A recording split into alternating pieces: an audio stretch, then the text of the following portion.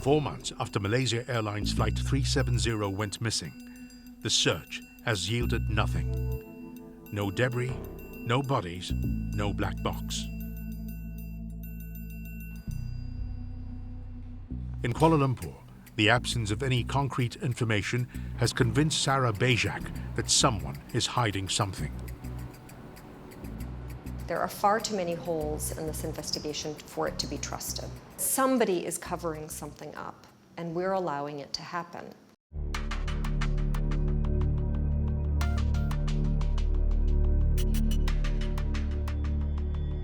Along with other affected families, Sarah has started a campaign to raise $5 million. The money will be spent on hiring a private investigator. It will also be used to reward whistleblowers. Maybe they didn't know where to bring their information. Maybe they were afraid to bring it to the official investigation team because they believe that somehow they're complicit, or maybe they know that they're complicit, right? So they didn't have any place to go. Well, we're giving them a place to bring the lead now, confidentially, and we'll provide a reward for them so that if they need to disappear, they can. Somebody must be in the know. It just cannot disappear. Huge thing like that. But for months, as search teams combed the southern Indian Ocean with no results, it did seem as if they would never find the missing plane. This is probably the most difficult search in human history. This was a remote part of the world, known for its strong winds and deep, treacherous waters. What brought search teams here, thousands of miles away from the plane's last known position, was a series of communication signals transmitted to a satellite operated by British company Inmarsat. These are known as pings, and they showed that the plane continued flying for at least 6 hours after it vanished from radar screens. If not for the ping, the last point of aircraft, we know positively where the aircraft will be, is just north of Sumatra at time 2:25 before it disappeared from radar. Commercial aircraft like the Boeing 777 are fitted with a satellite data link. This allows the plane to digitally talk to air traffic controllers, to their airline operations centers, and to the engine manufacturer. In the case of MH370, it is believed that its satellite communication system was switched off early in the flight. But its powerful antenna remained operational and was sending pings automatically every hour. The satellite is parked 36,000 kilometers away from Earth at the equator here. Okay. The transit time of the signal between the aircraft and the satellite is recorded in a satellite. Okay. And this piece of information allows engineers to know how far the aircraft is from the satellite. With this information, engineers mapped a circle corresponding to the timing of each ping. 7 circles for the 7 pings received. The plane's last radar position was just off the western coast of Malaysia in the Andaman Sea. By estimating the plane's fuel levels at that point, engineers could calculate its maximum flying range. Combining this with the satellite tracks gave them 2 possible routes, one heading north, the other heading south. Further analysis convinced them that the Boeing 777 took the southern route, represented here by these red dots.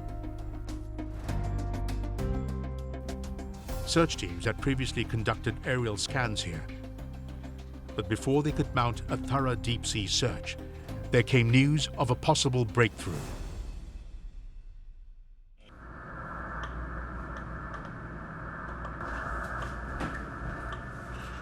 These signals were detected in April at 4 different locations. They were some distance away from the target search zone, but they were the best leads so far. Could they be from the black box of MH370? A robotic submarine was immediately deployed to search an area of about 850 square kilometers, slightly bigger than Singapore. But after 2 months, there was no sign of the black box or of any plane debris.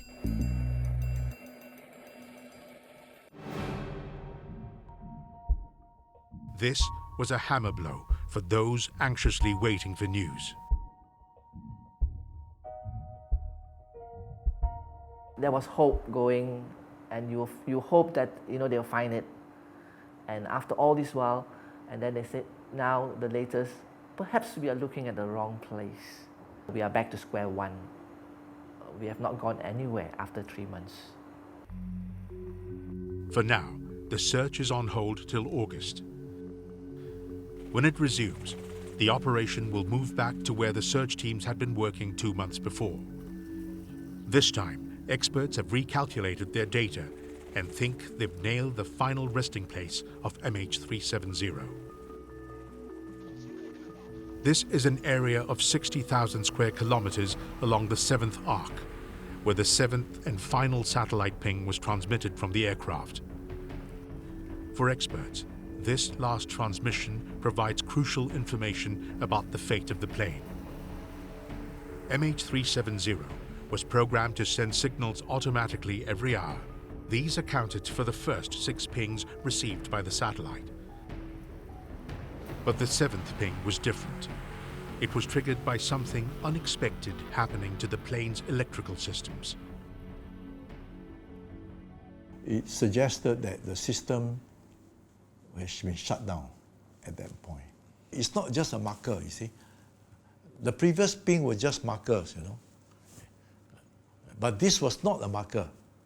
It was actually a signal that the flight has ended. The final ping was transmitted at 8:19 a.m. Experts believe that was the point at which MH370 ran out of fuel. There is a possibility the aircraft flew no longer than 8:20 that morning. Experts think the plane was flying on autopilot when it ran out of fuel over the Indian Ocean. If so, it is likely the plane went into a downward spiral before hitting the water. I'm not convinced he's gone yet. Nobody has shown me any evidence. Nobody's found any debris from the plane. There's no confirmation that the flight is lost. For the past month, Sarah Bajak has been leading a campaign to raise $5 million for informants. She's nowhere near her fundraising target, but she's not giving up. I owe it to Philip to continue to look for him because he's got to be somewhere. And if that's alive, I want to get him out of his suffering as quickly as possible and get him home. And if he's dead, then I also still need to be able to bring him home so we can bury him properly. I mean, everybody needs closure on these things. There is no closure in sight at all. Yeah. So every day you read of new speculations coming up, and so there is, what I've told a friend. You talk about closure. You cannot even find the door or the window to close it.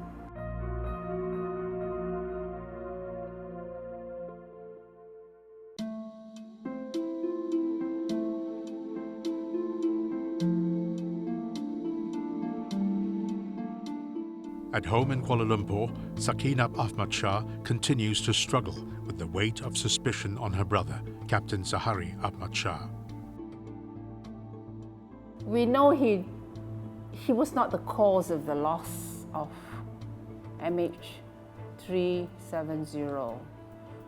It was never planned by him. Whatever happened, happened. He happened to be at the wrong place and the wrong time.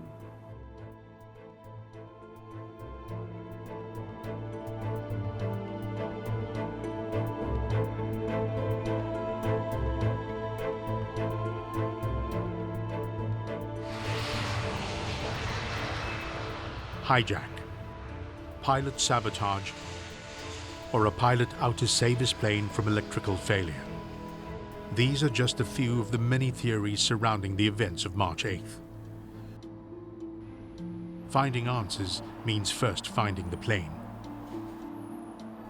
Yet, after 4 months, the fate of MH370 and the 239 people on board remains a mystery.